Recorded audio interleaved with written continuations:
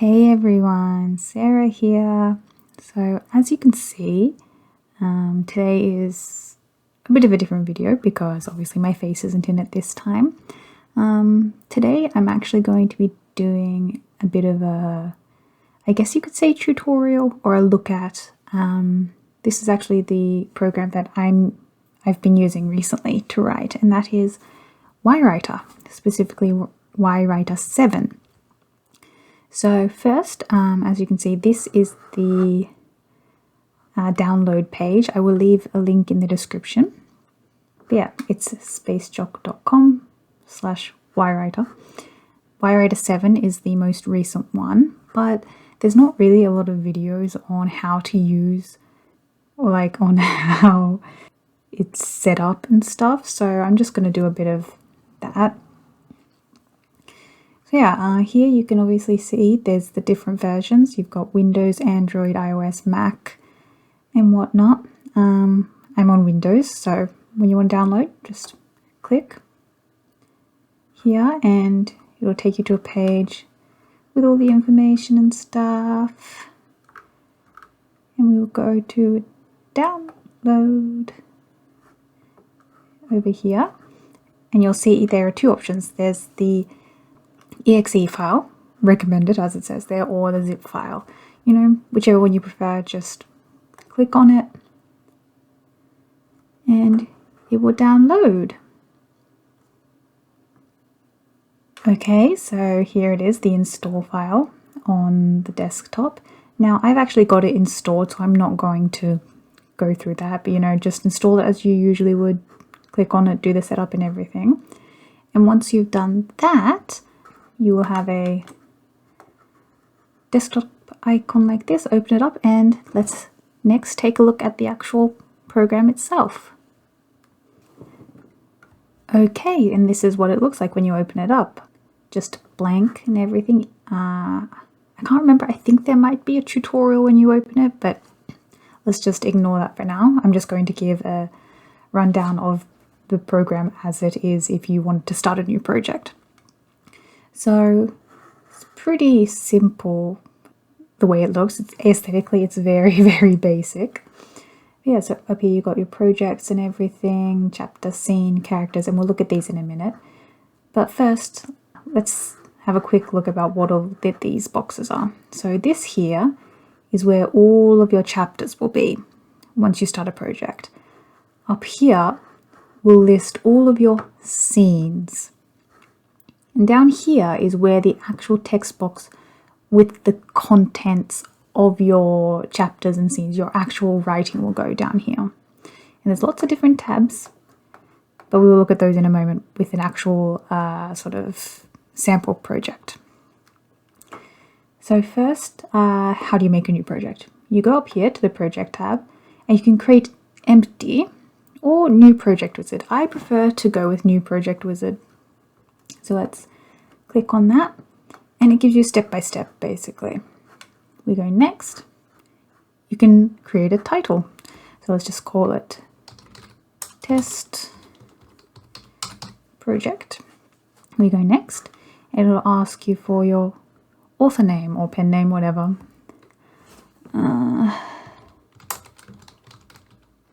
Let's just go with that. And then here it'll ask you where you want to save. So we'll just leave it as the default place for now. The project path does not exist. Do you want to create it? Yes. And there you go. It'll tell you where it's saved and what it's called. And once we press finish, yep, there we go. Now it's still blank. But that's because we haven't added any chapters or anything like that.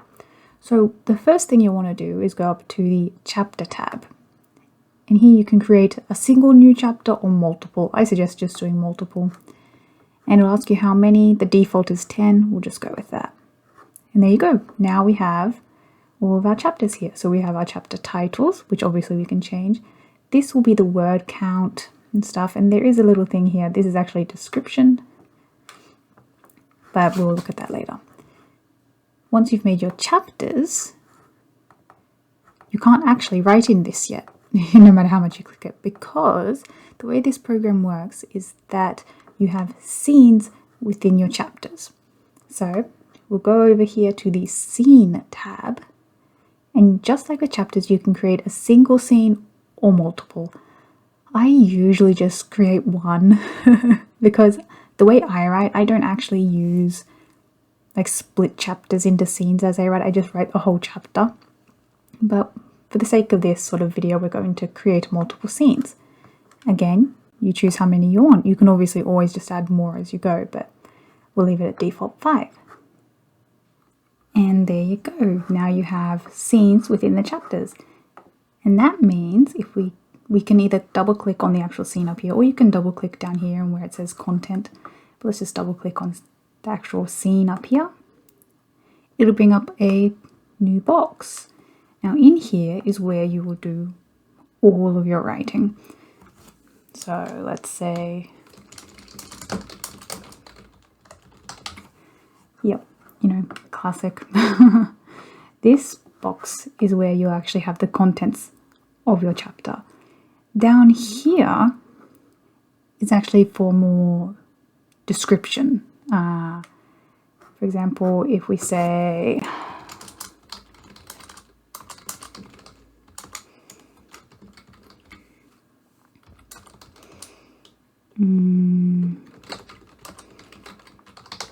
there we go. We can also title our scene. So let's go down here and we'll say opening, save. Now let's save. You can save and exit. There we go. We've got the title is up here. We've got how many letters, stuff, content. So this is obviously where the actual contents of the chapter goes. But it doesn't have that little box underneath. If we go to the description tab, there it is. So when you're not actually writing into the scene, it doesn't have them on the same page, but if you bring it up, it has them together. So it makes it a lot easier to, you know, keep, if you need to keep checking like your little description or you've got notes or something, you know, they're in the same place. Okay, for the next part of this, for all the rest of these little tools and stuff, I'm actually going to be using a sample project. So let me just open that. Okay, here we are. So this is not my writing. It's actually, I took it from a public domain book, don't worry, called For the Term of His Natural Life by Marcus Clarke. It's a classic novel. It's public domain. It's free on like Project Gutenberg and places like that. Highly recommend. Great novel, especially if you're into classics where everyone is totally miserable. But anyway, so same as just before, we've got all of our chapters up here. And as I said, I don't generally have multiple scenes, but just to show what that sort of would look like, the prologue chapter I split up into scenes depending on where there were little scene breaks, because the prologue very conveniently had little breaks in them. So yeah, so you can see we've got word count, little, usually if I do have multiple scenes, in the title I just give a very little description of what each scene contains. Down here, this is actually, I didn't talk about this yet, the description for the chapter. So just like how when you can double click on a scene to open up its editor, you can double click on a chapter and it will bring up a little editor for that as well, where you can have your title and a description. So, you know, write basically what happens in the chapter, what it's about, whatever, any important information. Write that in here and it'll show up in this little box down here. Next, let's look at these other tabs up here. Here we've got project notes. I haven't put anything in this yet, but basically you've got, again, two little boxes and a new and edit tab. Click new and it'll bring up another little box where you can title. Let's say, must include, like, I don't know, things that you really want to include in this chapter. Let's see.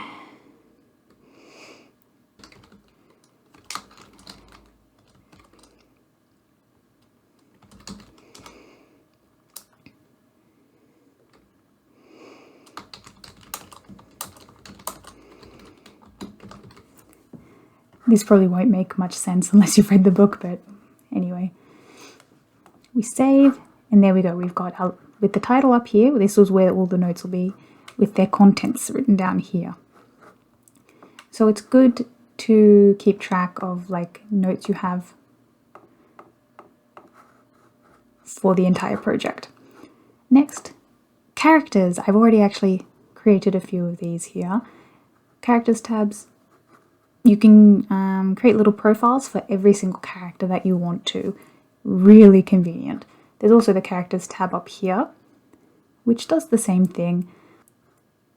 If you double click on a character in this list, it'll bring up their little profile and stuff, where you can add their name, whether they're a major or minor character, description, bio notes, goals, whatever. You can even add pictures, which is something that I really love, because not all of these sort of free programs allow images to be embedded or added.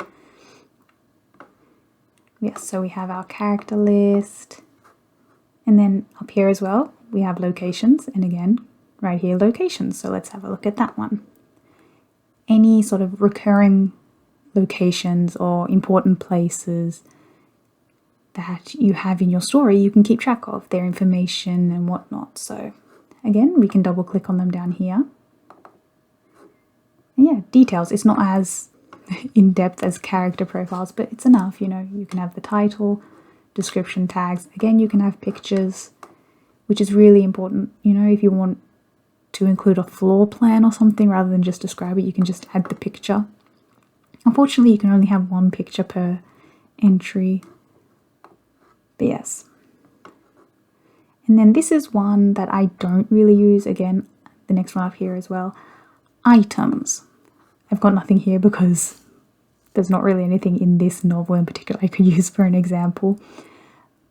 But yeah, it's the exact same thing. You create entries for specific items throughout the book that maybe they keep reoccurring, they reappear, they're important to the story, whatnot. So I'll show you how it works the same for characters and locations. You could add a new entry because it's totally empty. On the tab up the top in the menu, you can go add new, and that'll just bring up a dialog to enter all the information. I prefer to go to view edit, and we'll bring up this box. Here we've got characters, items, locations. So if I click here, it brings up all of our characters.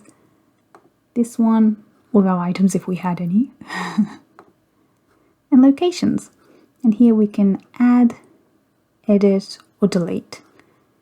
So for example, if we wanted to add an item, click the plus, and there we go. What can we use as an example? There's not really much in this novel that could be used as an example, but for example, if you are writing, you know, a fantasy novel and there's some sort of magical item that's really important that keeps showing up, or, you know, the protagonist is chasing after or something, like for example, a different book, let's think. The second book in Susan Cooper's The Dark is Rising sequence. The second book, The Dark is Rising.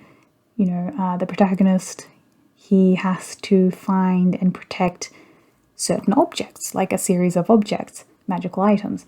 So if you were doing a book like that, you know, you create an entry for each of those items. Okay. Now, what's so good about having things like characters, locations, and items within the one program? Obviously, it helps to keep you organized and stuff. But what's also really good about this particular program is that down here in the actual, basically the content tabs, you have your chapter content, you have your description, which will be, you know, a little description of the contents, and then you have character, location, item. Again, what does that mean?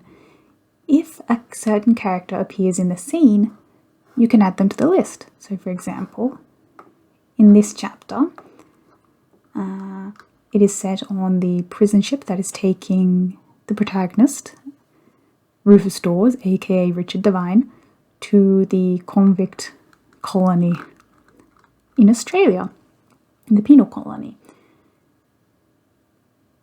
So you'd say Rufus Dawes is there. Also in this chapter, this character, the Lieutenant, Maurice Frere, is also there. You can list all of the characters that appear in the scene to keep track of them. Also locations, where is the scene set? So this one is on the convict ship, the Malabar. There we go. And it comes up here, location, the Malabar.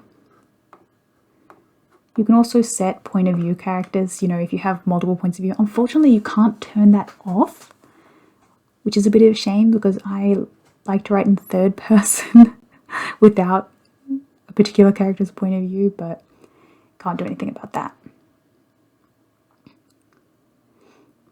But yeah, so what does that look like in the actual editor window? Let's open it up. So as you can see here as well, it's got all of those same tabs because they're all connected to the ones down there. We've got our content. If we had a description, it would go here. So for example,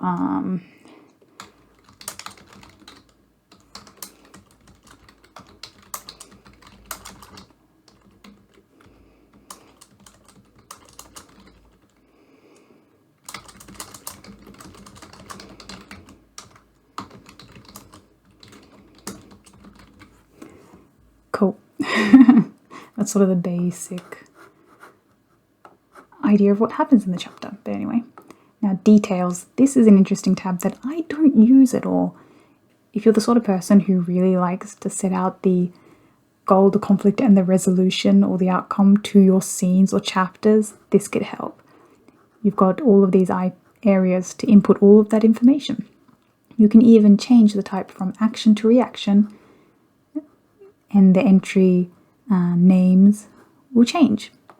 I don't use this at all, but I know there will be people out there who love to use this sort of formulaic planning to their chapters.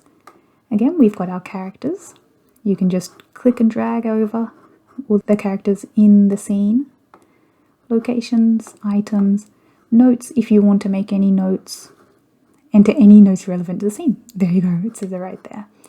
If you have a picture, you know, maybe there's some, I don't know.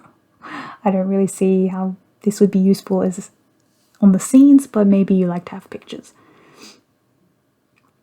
Now time, this is an interesting one as well. If you have a very linear plot that takes place on certain dates, or you know the temporal setting, you know how many days later this chapter happens, then this chapter, then this chapter, it can help to record that.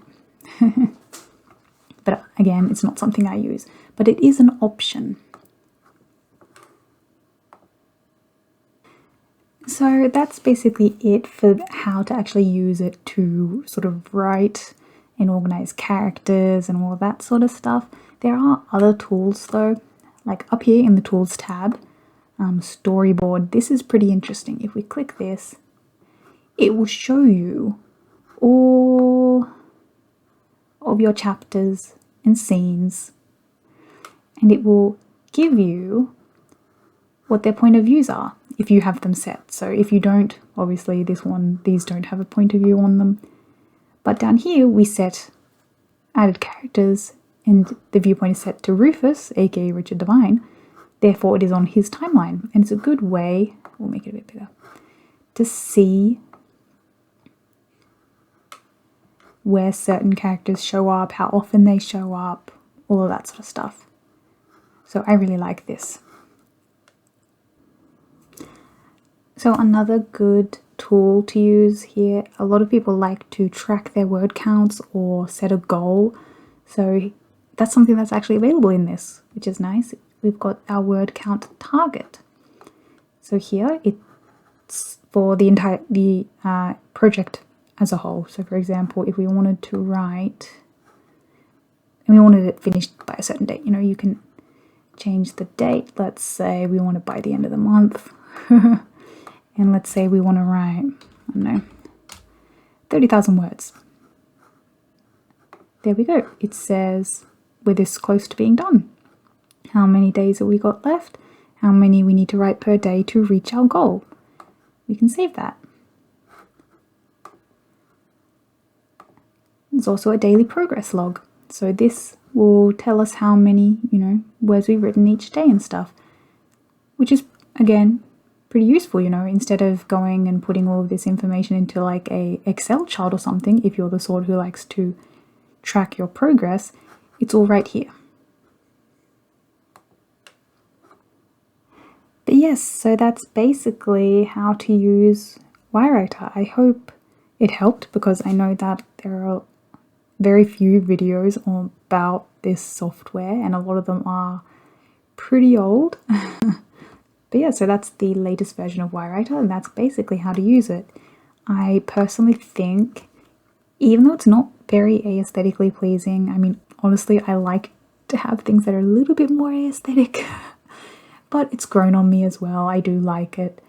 Using it as a software or a program to draft my writing, it's fantastic. I love it. It's definitely the best I've used so far. The first time I opened it up and used it a bit, it was a bit weird.